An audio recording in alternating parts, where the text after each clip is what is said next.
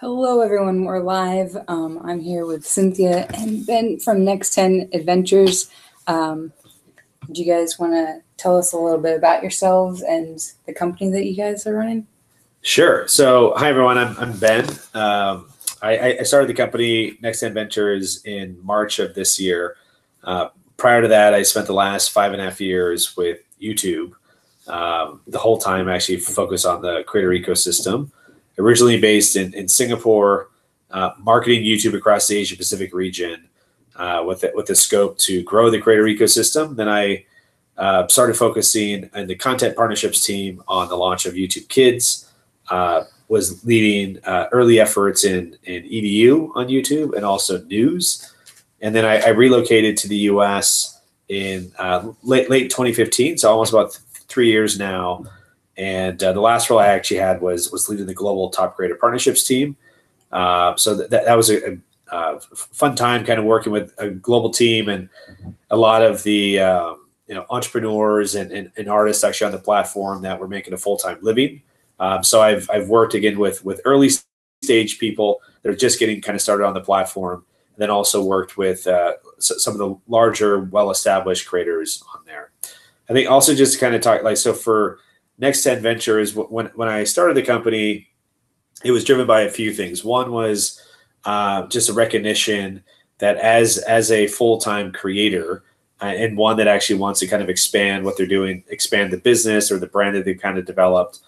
What I saw a lot was, in working with creators, was they were thinking about how can I actually partner with someone to help me shape that business plan, that product plan, or how can I actually get some investment dollars that helps me actually kind of build out the company that I actually want to go and create that leverages the audience and the community I've kind of built on a platform like YouTube. And I think before it wasn't really clear how best to actually go do that. I wasn't seeing that so much actually from my position at YouTube. So that was one of the kind of driving factors to setting up the company. And then the other piece was there are different things that I've spent a lot of time in my career kind of building and incubating, and was trying to actually do that within the company, and started to kind of feel that we can actually move potentially faster in terms of incubating and developing some new programs, products, and services as an outside company kind of investing into the creator ecosystem. And so those two things kind of combined were some of the driving forces of stepping out of the role that I actually had at Google and then in starting the company. I think as any new kind of founder in any new business, it's in that early stage kind of thinking about the mission and the purpose. And for us, I think what we spent a lot of time thinking about in the early days as a mission is to enrich, inspire, and entertain.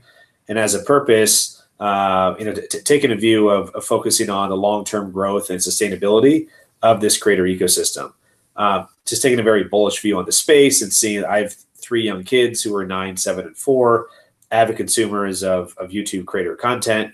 I see that they're going to continue to do this for years or decades to come. And so as we kind of look forward to the next 10 years, and that's really some of the focus around Next 10 Ventures is looking ahead to that next 10 years, we continue to see, this ecosystem kind of grow and prosper, and we want to help be, be a part or a catalyst to help do that around the world. So we established a company from day one with offices or entities in Singapore and in the US, symbolically to kind of be a global company from the get-go, not one in one region that kind of aspires to expand to another, and that from a scope. And then the other piece, kind of tying back to the mission around enriching, inspiring, and entertaining, I felt it really important that then from the outset we had some type of program that then was kind of focused on those first two pieces, to enrich and to inspire, and that was some of the push for the formation of this EduCreator Incubator. So back when I was leading education at YouTube several years ago, one of the things that I was kind of faced with is that there, I think of all the different content categories, I found that this was one where from a consumer standpoint, there was a lot of good and a lot of value that actually kind of came out of the content being produced. But I felt that there wasn't, like, the demand that was there wasn't really being met with the supply. And I know as a creator in those early days, it's actually hard to kind of get going. You're not actually making a lot through AdSense on the YouTube platform. you're holding down a full-time job. This is maybe where your passion is. And so it takes time and years to kind of scale and ramp. And so something I thought about then and have kind of continued kind of bringing it to the company now is how could we be that catalyst and part of an effort to really help folks accelerate what they're doing. And if their kind of motivation and passion is education and learning, great, we actually want to go lean into this. So our in a broad sense, what we're not really seeking here is fame and fortune, but I think more of actually how to make a positive impact, both I think within the ecosystem and I think in the consumer market at large. But then we also want to have a program that is sustainable. And so this is not a one-time thing. We hope to actually kind of do this multiple times over the years. And so we're very conscious about, well, how can we actually make kind of, returns and financial returns, and so that we can reinvest those returns, back into the program and continue this kind of year to year. So I want to maybe turn to my colleague Cynthia, who recently joined the company, and she's really taken the helm at shaping the incubator. Okay. I just want to make sure that we have the chat up and stuff too. Okay. So turn it before you. Hi, everyone. My name is Cynthia, and as Ben mentioned, I recently joined Next 10 Ventures. In addition to leading up our marketing efforts, I am also heading up the learning and education initiatives. And a little bit about myself, I've spent, in terms of my lifetime, very passionate about education, especially access for first generation students, as well as students that have fewer resources or come from a non-academic background. And my both technology experience as well as consulting and most recent experience from startup schools all the way up to the universities have really helped to inform the needs of resources and the reduction, particularly in the United States, in terms of resources on educators and teachers. And married with technology, I think the opportunity for EduCreators, as I call them, because they can be on any platforms. Right now, they're predominantly on YouTube. To have that access available to young people and children around the world is an amazing opportunity. So as Ben said, we've just designed a program to be sustainable, because we don't want it to just be a one-time program. We really want it to continue on so that we can both bring a lot of diversity in terms of geography and types of educators and topics covered, so that there are a lot of avenues and opportunities for young people to be inspired and to discover something that they love that they may have not found in their current environment. And I think a dream that we would love to have is a child who is watching someone like Jacqueline or other educators, perhaps like in science. And it's something that they just haven't heard at school or at home. And all of a sudden, their eyes are open to a particular area like aerospace, and that one day I want to be an astronaut. And I remember seeing that and pursuing that. And I think the younger generation already on YouTube, bringing more content and more learning opportunities is something that we didn't have 10 years ago. So I'm really excited about this program that we've put together, and really just so inspired by the EduCreators out there. And if I could just maybe just add a little bit, just going back to the, we'll squeeze in a little closer to Jacqueline. I thought it might just help just talking about, again, the company at large. And so the way we kind of see some of the efforts that we're doing is across several different areas. So the first is where we are driving some ideation and incubating some new technology products and services for the creator ecosystem. And so we're making investments in those areas, and we're in process right now of actually building out some teams internally. So we've posted some roles online for product leads in e-commerce. And we also have a small research and development team, product managers and engineers, UX, UI designers, who are kind of tinkering with some new formats like voice, augmented reality, and seeing where we can help create some tools, products, and services that are beneficial to creators actually in the ecosystem. The second part is where we're actually making investments into creators themselves and into the broader marketplace. And we separate this in two areas. And so one is early stage and incubation, and the other is kind of later stage and acceleration. So on this earlier stage, this is where the EduCreator Incubator fits in.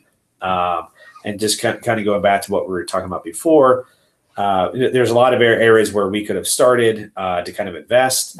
We wanted to kind of tie it back to kind of the broader mission that we have as a company. And so instead of focusing an effort around gaming or music, we felt it very important that the first type of incubator that we actually roll out as a company should be focused on education and learning.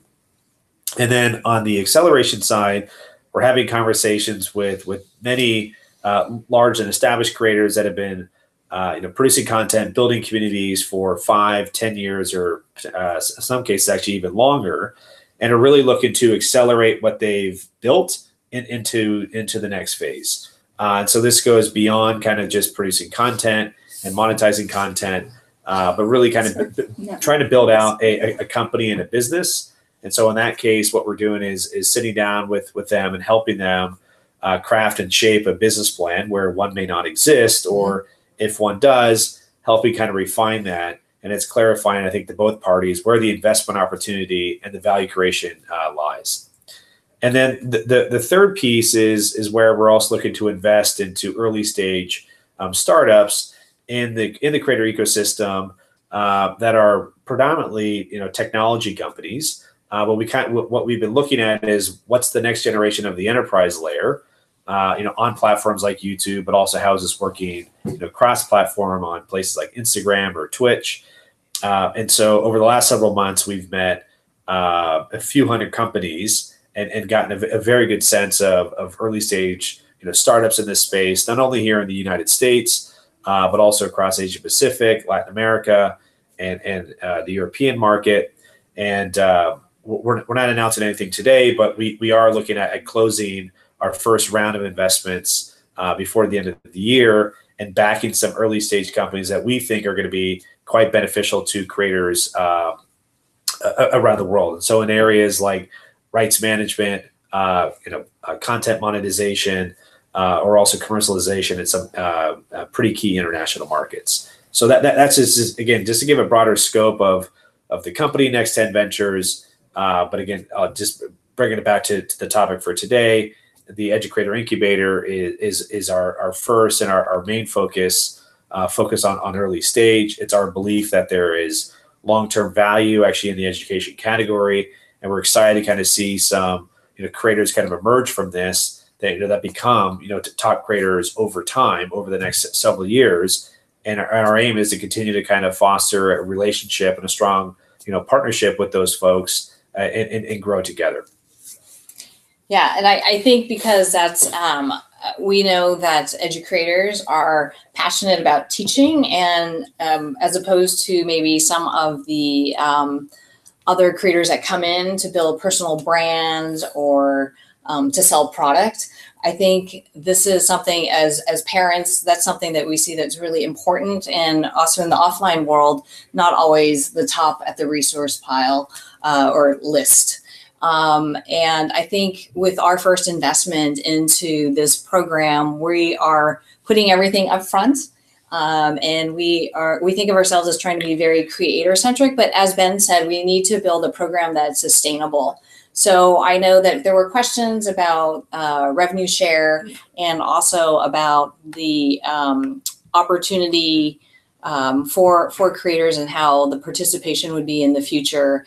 And I think Ben did the big picture of, as a company, what are we trying to do?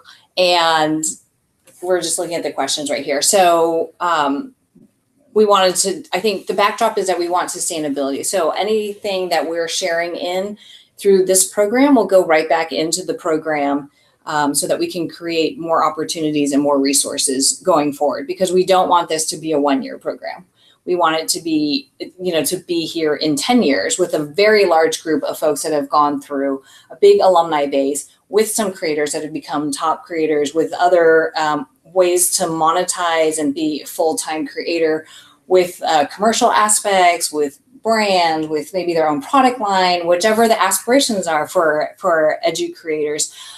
But I think, as you know, we're informed by the companies that we're also working with and looking at just in the whole ecosystem. And I think it's important, and I'm glad we had this opportunity today to help people understand that we're here because this is important to us. We're a company that is looking ahead. We're looking to really invest for the long term. And I can see just through the questions that people have some concerns about what our motive is, but we're really here to invest, and we're here for the long term. And we've been very fortunate to get resources to be able to invest $1.5 million upfront with the seed funding out to folks that are getting into the incubator, and then having some of that aspect being defined, upfront, so that we can tell people and be as transparent as possible with what the program is, without getting people mired into the details of all the terms, because I think the big picture is that we're here to provide resources upfront, and the expectation is that we really want you to grow at the end of the day. And we can talk a little bit more about the specific questions that you guys had. I think, Ben, if you want to touch on, I think, questions about revenue share, and I think people want to know why are we doing it? And yeah, sure. So I mean, I think that there are many incubators that exist in content or in startups in the technology field. I think for this, what we're looking at just initially is what we had kind of called out is a revenue share program, and that's kind of looking at more within the contract term between our company and the creator. The realistic monetization paths are going to be through things like advertising, sponsorship, or kind of direct to consumer fees. I think the aim is that, out of this, incubator, we start to see, opportunities for follow-on investment, where there may be kind of a path to more of a brand or a company kind of formation, and similar to what we've actually seen with some well-established top creators today. And at that stage, that would be a follow-on investment conversation into that company entity that's actually formed by the creator, where Next 10 Ventures would actually be an investor at that stage, either solo or kind of participating with other companies where that makes sense. I think for now, we see that maybe it's a little bit like premature. I think maybe on both sides, we're actually not clear, from our side and also maybe from the creator side, what that will kind of amount to. I think that the focus is really just within that first year to provide some actually upfront financing to give folks some of the financial kind of security or flexibility to kind of commit and focus in an area that they would be outlining to us is kind of a passion point for them, and seeing how we can kind of partner together. And then from there is, outside of just the investment that we're actually making, I was also looking at kind of program kind of partner support that comes from our company to the creators that we actually work with. And then the other part is also where we can help out with, content development, content strategies, commercial development, commercial strategies, but also opportunities for community building and networking. So we see that there should be an opportunity for all the different creators that are actually involved in this kind of cohort to kind of form a community. And given our global aspect of the company today and our aspirations of the company, working with creators to be effective on how they build out their own kind of consumer kind of fan community, not only in their home market but also around the world. I think some of the fears were like, are you guys going to do like an MCN where you take part of the AdSense or things that people are doing on their own, where you get a piece of that, and then when you have sponsors, they're very picky over who they have as sponsors. Like, are you going to force them to have certain sponsors and stuff like that? Those are some of the fears. Yeah, that's a great question. We're happy to talk about that. Yeah, so I think what we're kind of excited about is that we are working with YouTube on a formal way. We've actually formed an enterprise partnership with YouTube, which has actually enabled us to actually have a direct partnership with the company and a content owner. So we have like the tools that are afforded to any kind of multi-channel network. We have those tools available to us, which we see as a benefit actually kind of going to creators, and that how we can extend some of the content operations and partner support to creators at an earlier stage that might otherwise not get access to that level of support from the company and the platform. Right. So in addition to the funding, there's that partner support that kind of goes with there. In terms of the revenue share, what we do see is within the contract term and how we set that out over the next 12 months is that there is a revenue participation by our company in working with the creator across all the different monetization streams on anything on a go-forward basis. So whatever is kind of pre-existing and happening before we ever work together stays, and it stays with the creator. It's really only what we're kind of creating together through that partnership is what we aim to kind of participate in. And as Cynthia was kind of outlining, the intention here is that we can then reinvest that participation into making this a long-term sustainable program. And you guys also, they're talking about the boot camp. So you're different than an MCN because you're not looking for profit. You're trying to be sustainable, but you're also providing more resources through boot camps and webinars and support and mental health and things like that, right? Yeah, we definitely, I think what's really important, and we talk about this just as a team, to really be creator centric. So the creator is always at the top of our top of mind and also at the center of everything that we do. So when we think about the boot camp, I think some boot camps interest like in high tech, they just talk about like, how can we get your business plan up and how can we get you growing?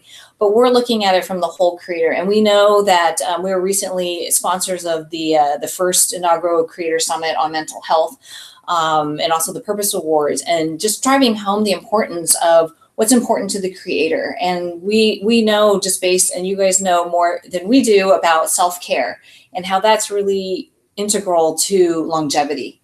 Because if you burn out, that doesn't help you, it doesn't help anyone else. And that's the last thing that we want. So when we talk about setting it up and really helping you with the long-term vision, that's what we're talking about. So helping folks, we know that some folks will come in and they may not be as strong in business planning. We want to bring that expertise. Or maybe folks that are looking for more creative or production help. We want to be able to do that. And we've had the good fortune of some really exciting advisors coming on that have been in the space, that have pretty broad reach to be able to leverage that. And then also in-house and bringing special guests to talk about the different topics. But, of the 4 pillars of programming, mentorship, community, and creator wellness is its own pillar. So it's really important to us that we make that integral part of the program. And I think the other thing that sets us apart is that we're putting everything up front. So we're not asking, someone asked, like, do you have to pay for yourself to go to the boot camp? No, we're going to cover that because we know how important it is to be able to just give you the resources that you need to get started. In that path that you want to get to, because we know that based on the minimums that we put out, we know people have already had some traction, and we want to help them really accelerate that. And we look at it from a big picture of this opportunity. Maybe it's something that you wouldn't be able to kind of have a bridge or these resources on your own. And as Ben mentioned, even with that partnership with YouTube, we're trying to bring resources that you may not be able to do as a solo creator, and also bringing outside opportunities. So you mentioned, are people going to be forced to do sponsor? That's going to be an opt-in basis. Like, what's going to make sense for you?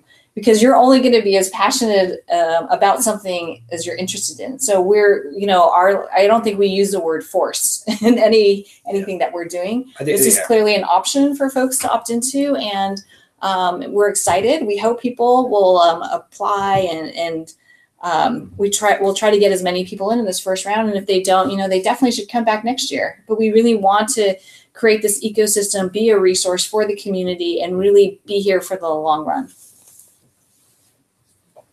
Yeah.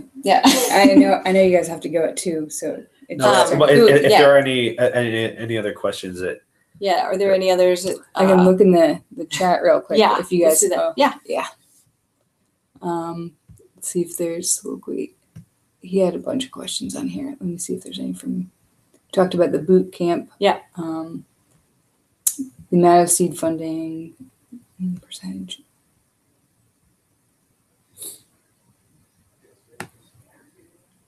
If they, part of the AdSense thing, just to add on to that, you guys can ask questions in the chat. But we tried to be an MCN, and then we'd have to take care of everybody's AdSense. And I know that was a worry before. So would they have to join the enterprise part of it and have you guys divvy out the AdSense, or is that optional?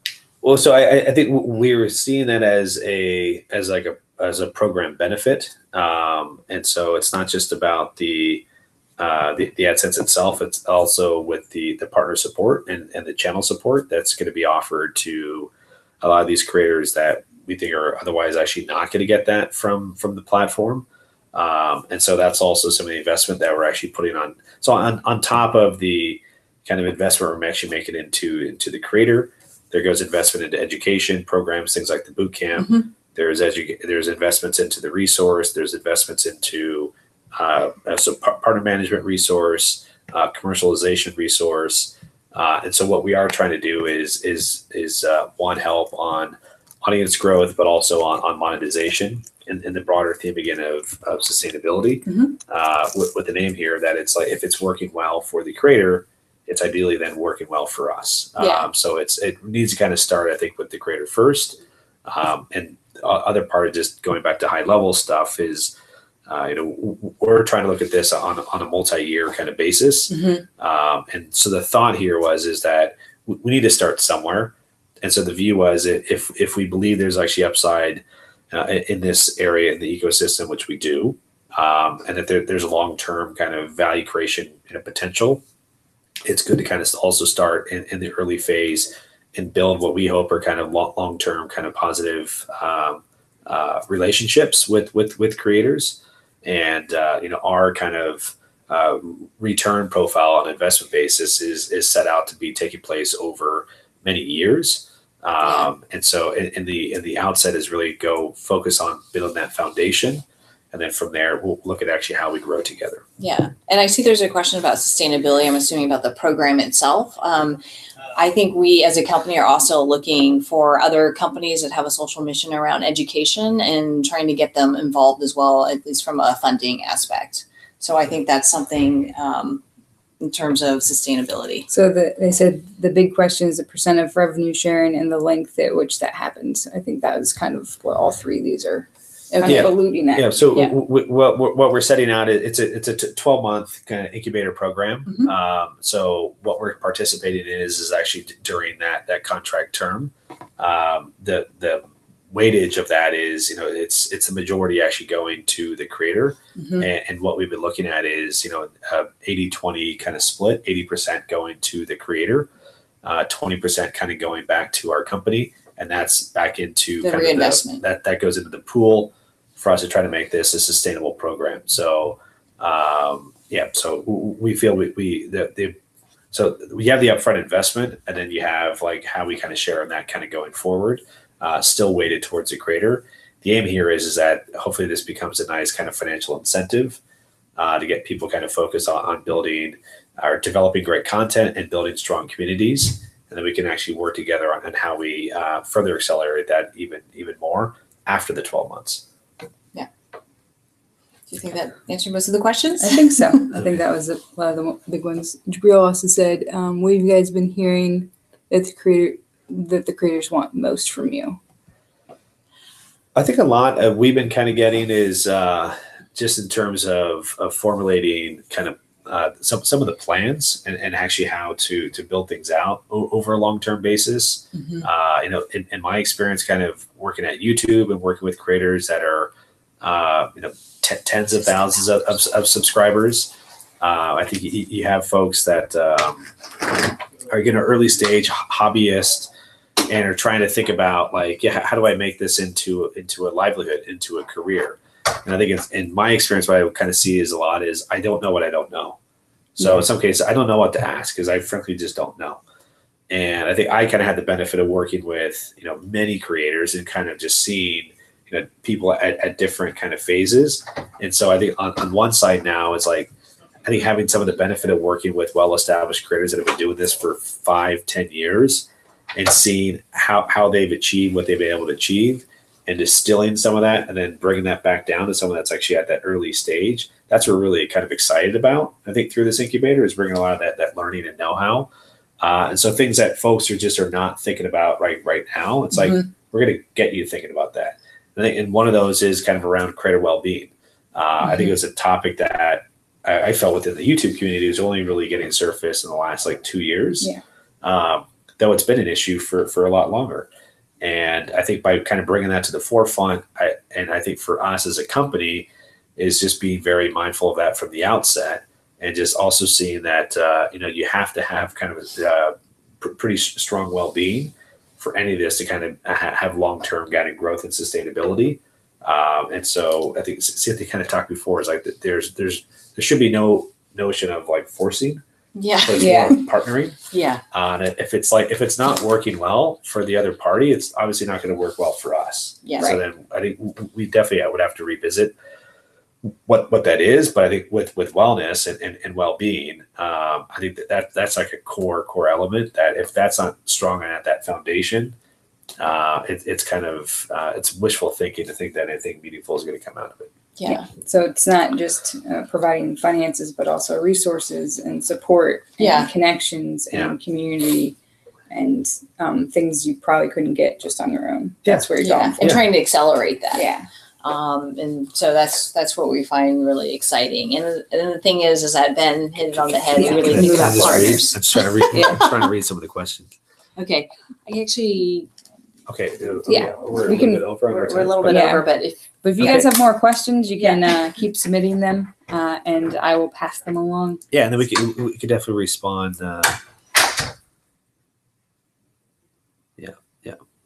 Okay. Well, I think if we can maybe distill some of these, and I can follow up on FAQs or other questions. But thank you for your time and for the forum. It's been good to kind of share. Hopefully this has been helpful. And Cynthia kind of mentioned earlier, we're excited to hear from people in this community and see how we can actually be partners to you and to help you kind of in your journey as a creator. And I think on an overall basis, looking at how we can kind of strengthen this EDU and learning category. It's something I've been kind of actively involved with since 2013 when I kind of took on that role at YouTube, and it was a very nascent kind of stage. I think we had like 10 top creators, and I felt like we just kept promoting the same people, and it was like we need more, and we need more diversity. And when I was in Asia, you have a lot of these markets that are just flourishing right now and seeking out content in Bahasa or Tagalog or Thai. And so it's not just, global English, but it's also in local communities. And so we're really encouraged on just the long-term kind of future prospects of that. And as a parent myself, and seeing how my kids kind of are inspired by creators, and my daughter is like seeking out a lot of subject matters that I don't think she otherwise would be, if not for some of the people that she actually watches on YouTube. We're really encouraged to kind of partner with folks that are inspiring kind of that young generation going forward. Thank you so much. And thanks everyone for your questions. We'll collect them if you have more and pass them along. So thanks, guys. Thank you.